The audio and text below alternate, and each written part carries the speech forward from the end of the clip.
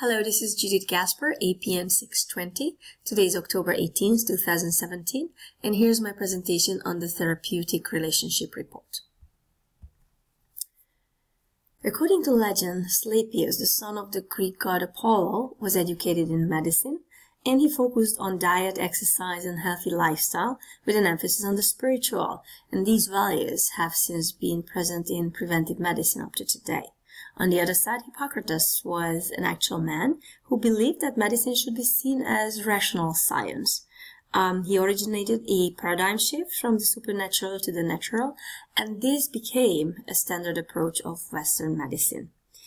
So the beginning was medicine was in the spiritual and science was added to it, not the other way around. When we facilitate behavior change, we have to remember that besides the scientific approach, the personal spirituality also should be taken into consideration to achieve results.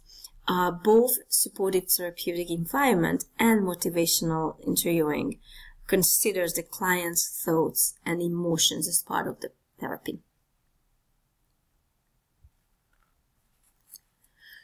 Supportive therapeutic environment means that the therapist first establishes rapport, trust, and comfort, and it will facilitate an ability to help in a non-judgmental way.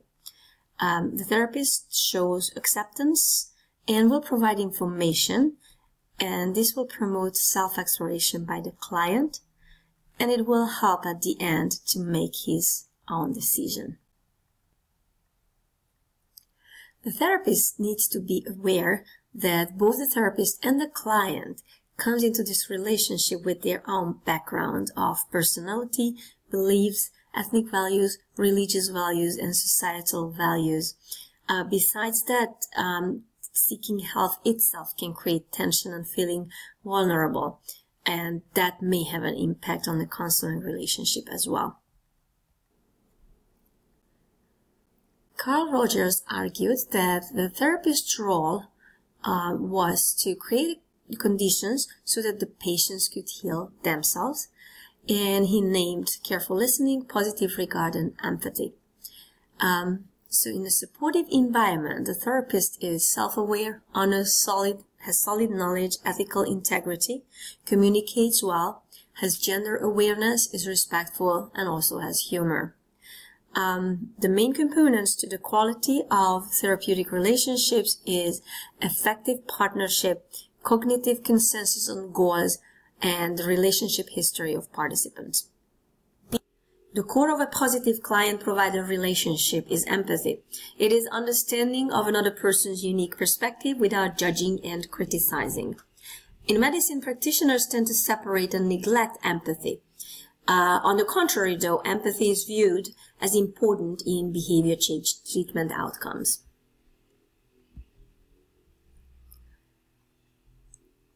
Definitions can be grouped as affective, moral, cognitive, and behavioral. Affective refers to the emotional expression of another person and identifying that. Moral empathy suggests that a person must intentionally choose empathy. Cognitive means the counselor's ability to understand the client's statements from an objective perspective, and behavioral is verbal and nonverbal responses.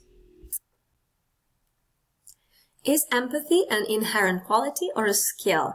Recent research suggests that observing another person may create responses in the observer triggering the same neural pathways. Therefore, it can be debated whether it's a quality or a skill that is taught. Empathy is linked to increased adherence to treatment, satisfaction with therapeutic relationship, efficacy in treatment outcome, non-judgmental environment, and more responsiveness in treatment. The value of empathy is by understanding our clients, it advances the treatment relationship. The mutually empathy counseling session emphasizes the human dimension of the therapeutic relationship. The spirit of motivational interviewing. MI is a person-centered counseling that targets changing people's perception of their unhealthy behaviors. It promotes change And it also promotes that it's elicited from the client from within and not imposed on from the outside. There are 4 stages: pre-contemplation, contemplation, preparation, and maintenance. And there are 4 spirits: partnership, acceptance, compassion, and avocation. The motivation to change will come from the client, and the clinician is helping to resolve the ambivalence period. Direct persuasion is usually not a good method for resolving ambivalence, and partnership or companionship versus expert-recipient relationship is valued. And now let's look at what are the skills needed to encourage talk. There are 5 principles: empathy through listening, show discrepancy between goals and current behavior, avoid argument, adjust to client's resistance, and support self-efficacy. Becoming an expert in MI takes a lot of time and practice, and besides knowledge, a practitioner also needs to be equipped with what's called micro skills.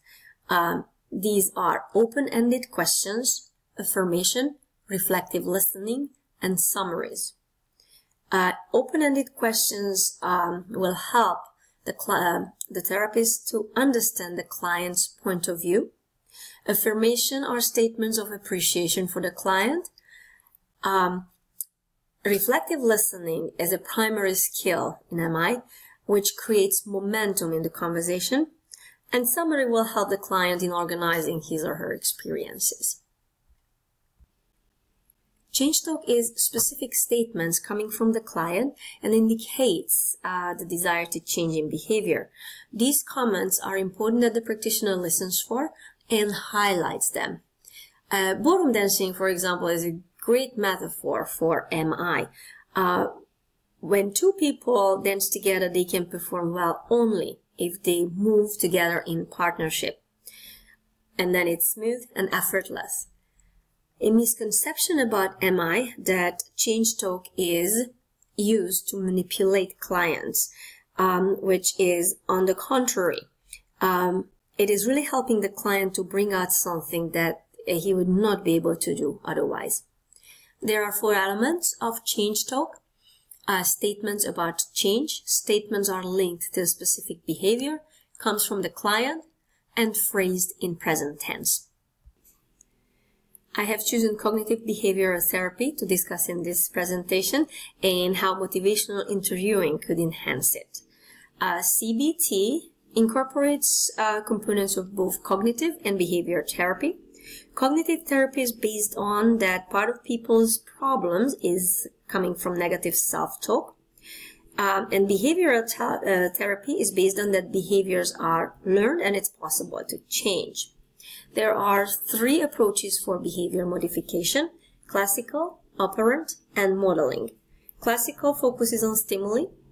Operant conditioning is based on that behavior can be changed by positive or negative effects, such as offering rewards. And modeling is observational learning, such as watching videos, hearing stories.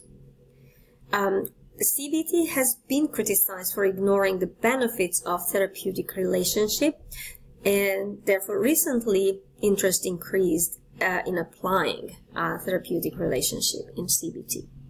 The stages of relationship building is establishing it, developing, and maintaining it. And possible threats to this relationship is the therapist's negative feelings, client's negative feelings, and cultural variables. And with that, I concluded my presentation. Here are the references. Thank you very much for your attention, and bye for now.